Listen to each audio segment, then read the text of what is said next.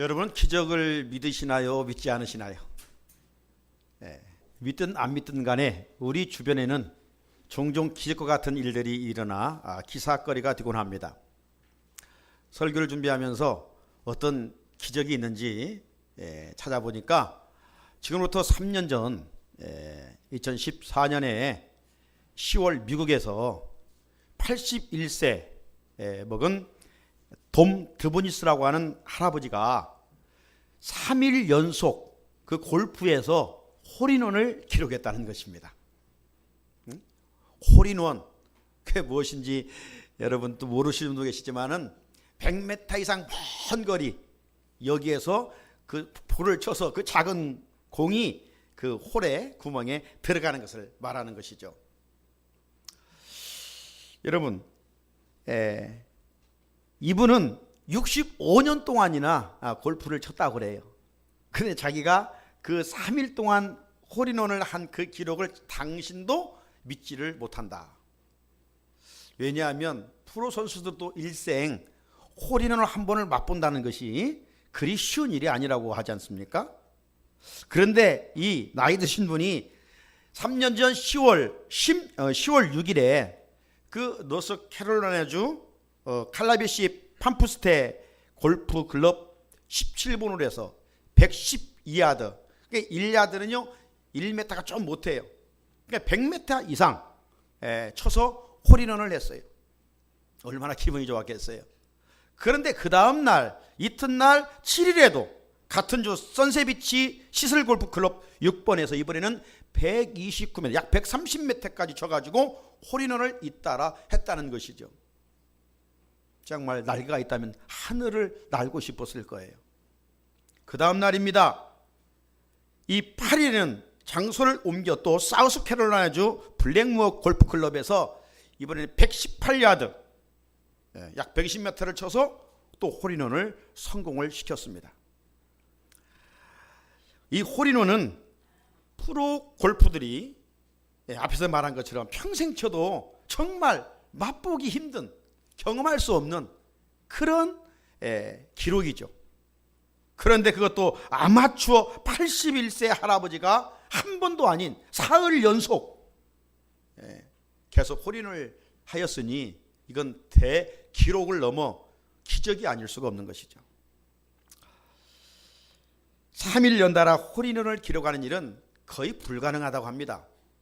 그래서 미국에 그 홀인원 협회가 있는데 거기에서는 아예 이런 통계조차 예상조차를 하지 못했다는 것이죠. 다만 골프 전문 잡지 골프 다이제스트가 있는데 거기 조사에 따르면 아마추어 골퍼가 이 홀인원을 기록할 확률은 12,000분의 1로 퍼센트로 말하면 0.008%밖에 안 된다는 거예요. 프로골프 선수들이 홀인원을 확률은 2,500분의 1. 2,500분의 1. 이 말은 아마추어는 12,000번을 시도해야 한 번 성공할까 말까 하는 그런 기록이라는 것입니다. 이를 바탕으로 아마추어에게 3일 동안 3번 라운드에서 연속 홀인원이 나올 확률은 270억 분의 1이라는 거예요. 270억 분의 1. 지금 세계 인구가 몇 명입니까? 70억 명입니다. 이 세계 인구 70억 명이 4번씩 각자 4번씩 쳐야 한 번 나올까 말까 하는 그런 기록이라는 거예요. 그래서 신문은 여기 보듯이 270억 분의 1의 기적이라 이렇게 대서특필을 한 바 있습니다. 여러분 기적이 무엇입니까? 미라클, 기적 뭐예요? 브리테니크 사전을 보면 이렇게 기록이 되어 있어요. 초자연적인 힘이나 신의 힘에 있어서 작용하지 않고는 설명할 수 없는 비상하고도 놀라운 일이다. 이렇게 정의하고 있어요. 우리 인간은요 유한한 존재예요. 그렇죠? 무한한 존재가 아닙니다. 유한합니다. 그래서 우리의 이성으로 이해될 수 없는 누가 설명을 해도 납득할 수 없는 것을 우리는 표현하기를 참 기적이다. 참 미스테리다. 이렇게 말하지 않습니까? 하지만 하나님에게는 실상 기적이라는 말을 사용할 수가 없어요. 왜? 그분은 전능하신 분이시니까. 없는 것에서 있게 하시는, 무에서 유를 창조하시는 분이기 때문에 그분에게 기적이라는 말은 실상 어울리지 않습니다. 그렇지만 우리는 하나님이 행하시는 일을 유한한 우리의 이성으로 설명을 들어도, 내가 뭐 관찰을 한다 할지라도 이해가 되지 않기 때문에 쉽게 우리는 이구동성으로 참 기적이다, 그렇게 해서 받아들이는 것이죠. 나아가서 유한한 인간은 이런 기적을 통해서 하나님의 실존을 인정하게 됩니다. 오늘 본문에 보게 되면 우리가 몇 절을 읽었습니다마는 기적 위에 무엇으로 설명할 수 없는 내용이 기록이 되어 있습니다. 여러분, 인간이 과학으로 설명될 수 없기에 우리는 기적이라고 부르게 되는데, 그렇다고 해서 모든 기적을 과학의 힘으로, 설명으로 다 되어지는 건 아니죠. 기적을 과학의 힘으로 설명되지 않는다고 해서 기적을 부인하면 그건 또 어리석은 일이죠. 기적을 설명할 수 없는 것, 그것이 어떻게 보면 한계를 가지고 있는 우리 인간이라고 할 수가 있죠. 모든 것을 이해할 수 있고 설명 그대로 다 받아들일 수 있다면 그건 어떻게 보면 기적이 아니죠. 도저히 과학의 힘으로도 설명되어질 수 없고, 또 설명을 해도 우리가 어떻게 이런 일이 가능한가, 물음표를 던질 수 있기에 참 기적이다, 신기하다, 그런 표현을 하게 됩니다. 물론 과학의 힘으로 성경에 나오는 이 기적들도 풀어가는 이들도 없지 않아 있어요. 특별히 오늘 본문 사건은 여호수아가 우리가 앞에 살펴본 것처럼 기브온과 화친 조약을 맺음으로 말미암아 이 기브온 백성들이 여호수아에게 와서 속히 와서 더디지 마시고 와서 우리를 구원해 주십시오 간청했잖아요. 우리 지난주 살펴본 것처럼. 그래서 여호수아가 하나님의 사인을 받고 쉬지 않고 길갈에서 기브온까지 가지 않습니까? 그래서 적군들과 싸워서 기습공격으로 그들을 물리치게 되는 내용입니다. 갑자기 이스라엘 군대가 쳐들어오자 이 연합국이었지만 어떻게 전쟁을 할 수가 없었던지 이제 다 흩어지게 됩니다. 그래서 이들이 막 이곳저곳 도망갈 때 우리 본문 전에 보게 되면 하나님께서 하늘에서 큰 우박을 내려서 저들을 도망가는 사람들을 많이 죽였는데, 거기 표현해 보게 되면 칼에 맞아 죽은 자보다 우박에 맞아 죽은 자가 더 많았다. 오합지졸이 돼버린 거예요, 연합국이. 우리가 지난주 살펴본 것처럼 예루살렘 왕 아도니세덱을 중심으로 연합국을 만들었잖아요. 이스라엘과 싸우려고. 그 하나님이 함께 하시니까 막 우박을 내려 흩어진 자들을 다 죽였어요. 이러는 중에 앞장서야 할 이 5나라 왕들이 도망갔어요. 살기 위해서 도망가다가 이제 오늘 본문 이후에 보게 되면 막게다굴이 숨었었어요.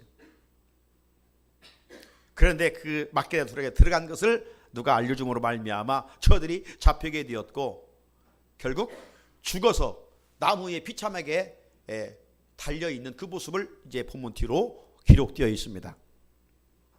사랑하는 성도 여러분, 어떻게 태양을 머물 수 있게 할 수 있으며 어떻게 그 밤에 달이 지지 않도록 할 수 있습니까? 어떤 이들은 그런 걸 과학으로 설명할 수 없기 때문에 이 성경에 나온 사건들이 거짓말이다, 기적을 부인하게 되죠. 믿을 수 없다, 설화다, 기독교인들이 만든 가설이다, 이렇게 주장합니다. 그런 반면에 또 기독교 과학자들은 그걸 어떻게 해서 이 기적을 과학적으로 설명해서 사람들에게 이해를 시켜 납득하게 하고 하나님의 살아계심을 믿게 할 수 있을까, 이렇게 연구하는 과학자들도 있어요. 크리스찬 사이언티스트들이죠. 오늘 본문 사건에 남달리 깊은 관심을 가지고 있었던 한 과학자가 있습니다. 그 과학자는 미국 우주 나사 공화국에 근무했던 해럴드 힐이라는 사람입니다.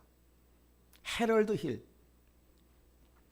이 사람이 나사의 슈퍼컴퓨터로 지구의 역사를 추적하는 가운데 사라져버린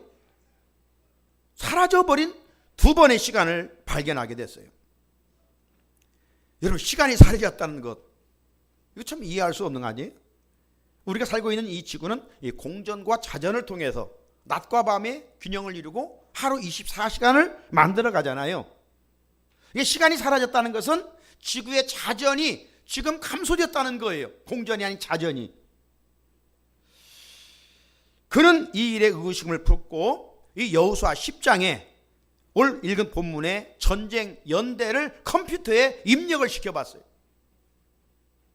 컴퓨터 입력을 시켜봤는데 정확하게도 40분이 모자라는, 하루 24시간에 40분이 모자라는 23시간 20분이 나왔어요. 그러면 왜 또 40분이 모자랄까? 여기 연구를 하다가 열왕기하 20장에 있는 히스기야의 사건을 또 발견하게 됩니다. 히스기야 사건이라고 하는 것은 히스기야가 몸이 병들어 죽게 되었지 않습니까? 그때 그 소식을 이사야로부터 듣고 성전에 올라가서 하나님께 간절하게 기도하였습니다. 그제 하나님께서 그 기도를 들으시고 히스기야에게 무려 15년 생명을 연장시켜 줬잖아요. 하나님께서 보내신 이사야 선지자를 통해서 히스기야 왕이 15년 하나님이 너의 생명을 연장시켜 주었다, 이 말을 들은 히스기야가 그렇습니까? 그렇다면 어떤 증거를 나에게 보여주십시오. 그때 하나님께 이사야를 통해서 그러면 해시계가 있는데 이 해시계의 10도를 앞으로 나가게 할까 뒤로 물러갈게 할까, 둘 중에 하나를 선택하라고 말합니다. 여러분, 시계는 다 앞으로 가는 속성이 있잖아요. 뒤로 갑니까? 그래, 징조를 보여달라면 10도 뒤로 물러갈 수 있는 징조를 보여주십시오. 그 하나님께서 당시 10도를 뒤로 물러가게 했어요, 해시계를. 그래 놀랍게도 이 10도 해시계가 물러간 시간이 몇이냐? 바로 40분이에요. 역사에서 두 번 시간이 사라졌는데 정확하게도 컴퓨터에 입력해 보니 잃어버린 24시간이 완벽하게 채워졌다, 이 말이죠. 그래서 과학자였던 이 헤럴드 힐이 이 사건을 계기로 예수를 더 잘 믿게 됐다는 것이죠. 이 같은 사실은 1987년 4월 바이블 사이언스 뉴스 레터에 실려 있습니다. 여러분, 성경은 기적의 사건들의 연속이죠. 네. 이 기적의 연속의 사건들, 인간이 이해되지 않는다고 억지로 맞추어 꿰매어서 설명할 필요는 없어요. 기적은 기적 그 자체일 뿐이에요. 하나님이 하신 일이에요. 이걸 누가 설명해 준다고 이해될 수 있을까요? 여러분, 저는 말씀을 준비하면서 이런 생각을 해봤어요. 우리가 살아가고 있는 이 역사 현장에서 BC나 AD의 이런 많은 시간들, 수천 년의 역사 현장 속에서 이 후세의 사람들이 생각할 때 기적과 같은 그런 일들이 많이 있어요. 야, 어떻게 그렇게 지었을까? 어떻게 만들었을까? 그 사람들은 이거 외계인들이 와가지고 여기에 지어지지 않았나, 이런 상상력도 동원해서 관찰을 하지 않습니까? 여러분, 중국에 가면 북경에 만리장성이 있습니다. 해초 만리장성. 그 높은 산에 어떻게 그 돌들을 가져다가 만리를 쌓았을까? 네? 나아가서 저 이집트의 사막에 그 피라미드, 높은 것은 200m 이상 됩니다. 그 피라미드를 그 옛날에 어떻게 세웠느냐, 이 말이에요. 저걸 상상할 수 없지요. 또 잉카 문명, 이들이 만든 것이 뭡니까? 페루의 마추픽추 아닙니까? 도대체 그 높은 산성에 어떻게 그런 도시를 만들었을까? 그리고 캄보디아의 앙코르와트, 도시의 사원이라고 하는 것입니다. 1300년 동안 묻혀 있었어요. 그런데 선교사가 그걸 발견했지요. 그냥 1300년 동안 감춰져 있는 도시였기 때문에 거기 가면 뿌리가 이만해. 뿌리가 나무 둘레가 이만한 게 아니라 뿌리가 이 말이 뿌리가. 여러분 왕크로와트에 가보면 건물들을 막 뚫고 지나갔어요. 그런데 저기 가보게 되면 대리석에 당시 전쟁의 역사를 조각을 해놨는데 상상할 수가 없어요. 상상할 수가 없어요.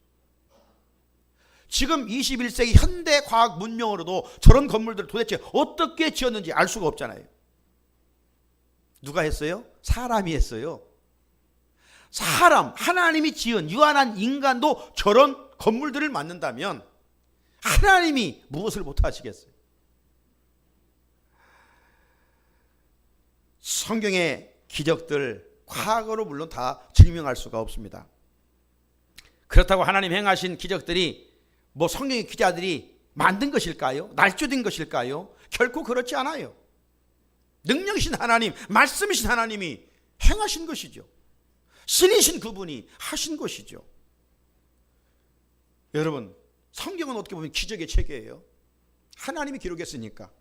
앞에서 말씀을 하나님이 행한 것은 하나님 편에서는 기적이 아니에요. 우리가 어떻게 이해할 수 없고 설명을 해도 정말 이성으로 받아들일 수 없기 때문에 기적이라고 우리가 믿는 것이지. 출애굽 과정에서 모세가 앞길에 홍해가 막혔을 때 어떻게 그 홍해를 열렸습니까? 누가 물길을 열 수가 있겠어요? 하나님께서 모세야 네 손에 뭐가 있느냐? 지팡이가 있습니다. 홍해를 가리키라 했을 때 가리키니까 홍해가 열렸어요. 누가 이것을 과학으로 증명할 수가 있어요? 하나님이 하신 일이죠. 그들이 광야 40년을 지나고 가나안 땅에 가기 전에 건넜던 요단강 당시 막 물이 몸에 거두는 시기라 넘쳤다고 그랬잖아요. 그래서 하나님께서 제사장들로 하여금 법궤를 메고 발을 내디더라 순종했더니 그래도 물이 멈췄어요.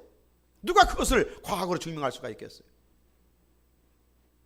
우리가 여호수아 말씀을 듣고 있습니다마는 이제 요단강을 건너서 여리고성을 만났잖아요.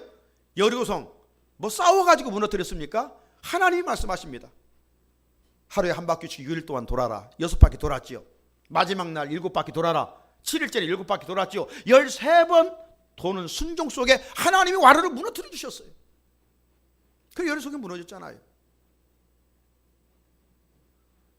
여러분 2000년 전에 예수님의 제자 베드로가 무리를 걸었어요. 무리를 걸었어요. 네? 여러분 그런 유머 있어요. 어느 성지순례를 갔던 사람이 그 갈릴리 바닷가 배를 타고 가는데 뭐 100달러를 내라고 하는 거예요. 10만 원 내라고 하니까 너무 비싼데 무슨 이렇게 뱃삭이 비싸냐고. 그러면서 하는 얘기가 그러면 그렇지 예수님이 돈이 없어서 무리를 걸어갔구만. 네? 네, 지금 웃지 않은 분은 집에 가서 웃으시고. 네. 여러분 그 무리를 걸은 걸 어떻게 해석할 수가 있어요? 처녀 마리아가 어떻게 아이를 가질 수 있냐면 남자를 알지 못한 사내를 알지 못하는 여자가. 여러분 이 성경의 기적 사건을 우리의 이성으로 해석하려고 하면 오히려 더 궁색해질 뿐이고 하나님의 말씀을 훼손할 뿐이에요. 신이신 그분의 영역이에요. 네? 전능하신 하나님 그분이 하신 일이지 우리 인간은 할 수도 없지만. 사랑하는 성도 여러분, 성경에 이렇게 제가 몇 가지를 말씀드렸는데 이런 기적 사건들을 믿습니까? 믿어져요? 믿어진다면 내가 택함 받은 자녀라는 거예요. 할렐루야. 하나님의 자녀이기 때문에 믿어지는 거예요. 하나님의 자녀이기 때문에 성령님이 우리 안에 임재해 계시기 때문에 의심 없이 믿게 만드는 거예요.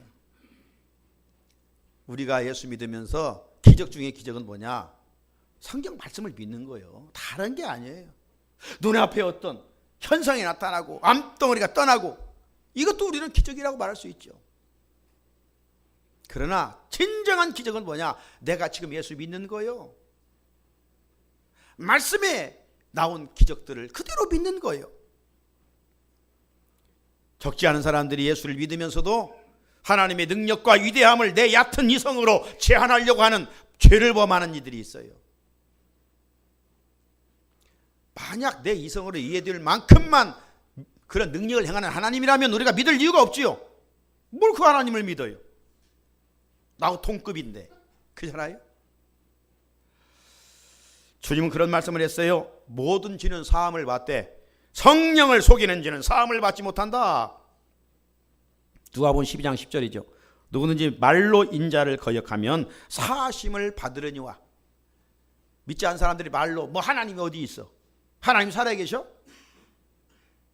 저들은 아직 못 믿으니까 그렇게 말하더라도 나중에 회개하면 용서받을 수 있다는 거예요. 그러나 믿으면서도 성령을 못 오가는 자는 사하심을 받지 못한다. 하나님이 분명 말씀을 통해서 능력을 행하시는 것을 말씀했는데도 믿지 못한다면 그는 영원히 사하심을 받지 못한다는 거예요.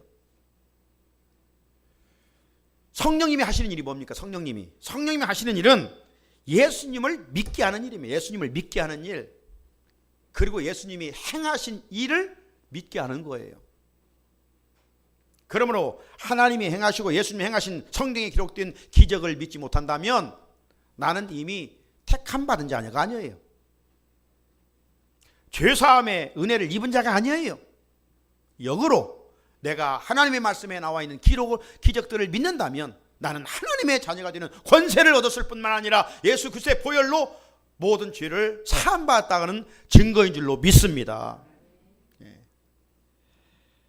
그렇다면 중요한 것은 오늘 이 본문에 기록된 이 기적의 동력은 무엇이었는가? 어떻게 해서 여호수아가 기적을 경험했는가? 오늘 우리가 어떻게 해야 살아계신 하나님을 믿으면서 기적을 경험할 수 있는가? 이 말씀이죠.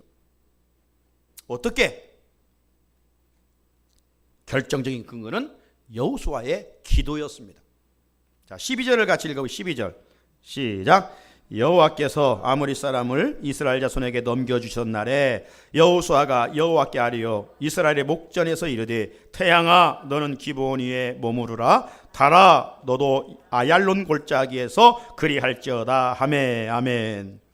지금 여호수아는 이 아모리 5 연합군과 지금 싸우고 있는 중입니다. 전쟁에 지금 임하고 있어요. 그 싸움에서 여호수아는 승리하게 되죠. 이 승리하게 된 원인은 자기들이 연합국보다 힘이 군사력이 강했기 때문이 아니죠. 하나님이 앞서서 싸워주셨기 때문이었습니다. 하나님께서 앞장서 아모리 다소당과 싸워주셔서 이겼다라고 10절에 말씀하고 있지요. 그리고 앞에서 말씀드린 것처럼 도망가는 그 대적들을 하나님이 우박을 내려서 많이 죽게 만들었어요.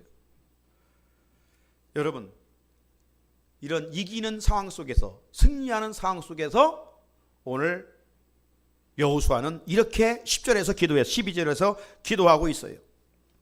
여호수아가 여호와께 아뢰어 이스라엘의 목전에서 이르되 태양아 너는 기브온 위에 머무르라 달아 너도 아얄론 골짜기에서 그리할지어다.